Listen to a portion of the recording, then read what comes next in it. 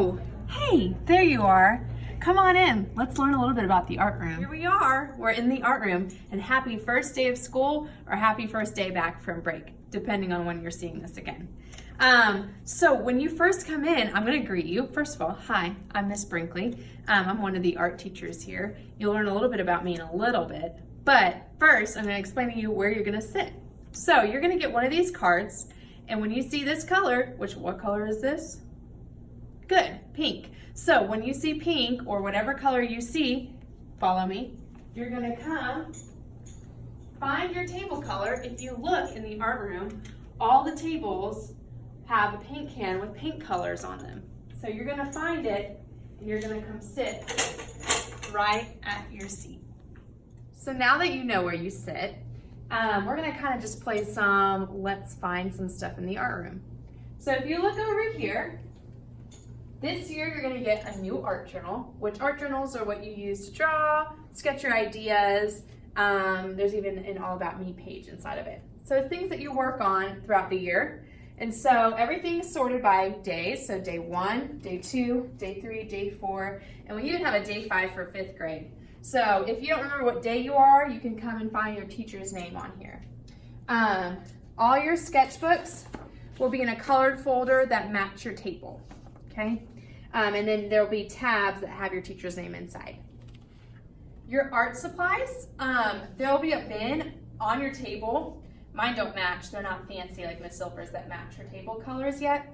So they're just, it doesn't matter which one you get, but they all have glue, scissors, and pencils inside, okay? Please don't color on them.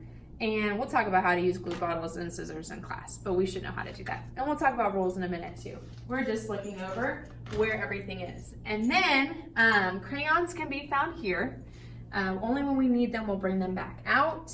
Sharpies, and extra glue bottles if needed, okay? And then if you need any paper that's specific to your class, that I haven't already passed out to you, they'll be in these bins. And again, they're by grade level. If you notice, each grade level has a color too, because we love color in the art room. So kindergarten's red, first grade's orange, and so on, okay? If you need to store these guys, these 2 shelves are used to store them. Please don't put them down here. Obviously there's stuff there. And this stuff is not for you either. So it's these 2 that are empty. Here are the paint buckets. These are color coded, so you will grab your table color. And then they'll have, when we do paint, which is a lot in here, but probably not today, there's gonna be paint brushes and then paint in here, and we'll talk more about that when we're painting. While we're over here, we have the teacher sink.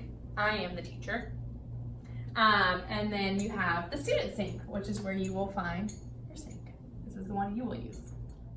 These fancy things right here are called drying racks. This is what your artwork will go on. I'm gonna use Mr. Brinkley to demonstrate how we put art on the drying rack. Notice how he walks over with 2 hands holding his artwork, grabs an art mat carefully with 2 hands. Mr. Brinkley, that's too tall. How about put it a little lower? We don't have to go that low, but that works too. Great job. What if you want to know what you're doing in art today? Because that's like the most important part. I have K, 1, 2, 3, 4, 5. So there'll be an example of your artwork and your I can statement on the bottom.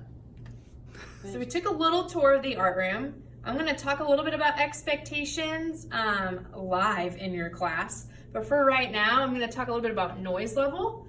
When you come in the art room, I want you to come in quietly and have a seat at that table color that you found out today. And then I have these letters, they nicely spell art. But if you notice on the back, there's different colors. So I have green. Green means you can talk. Yes, you're totally allowed to talk in art, but there are times that you need to be ninja silent. Those times, which will be red, this does not mean you're in trouble, it just means you need to be silent. Those times include when I'm talking or another adult/teacher is talking. And then also probably like the first 5 minutes of class, just so that way you guys can get started and be concentrating and working. Now, remember, I said you can talk, but you have to make sure that you are working while you're talking. So if you are not working while you're talking, that is another time that you're gonna have to be silent so we make sure we get our work done. Another time also is if you're yelling. You should totally always use indoor voices. Duh. There's one more I forgot. Of course, R on the back. You don't really have to worry about R, it has nothing to do with it. But on the back it says whisper. So this is like a spy whisper.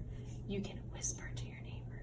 So there's times where you are maybe working, but we're talking maybe a little bit too much, and we just need to bring the noise level down.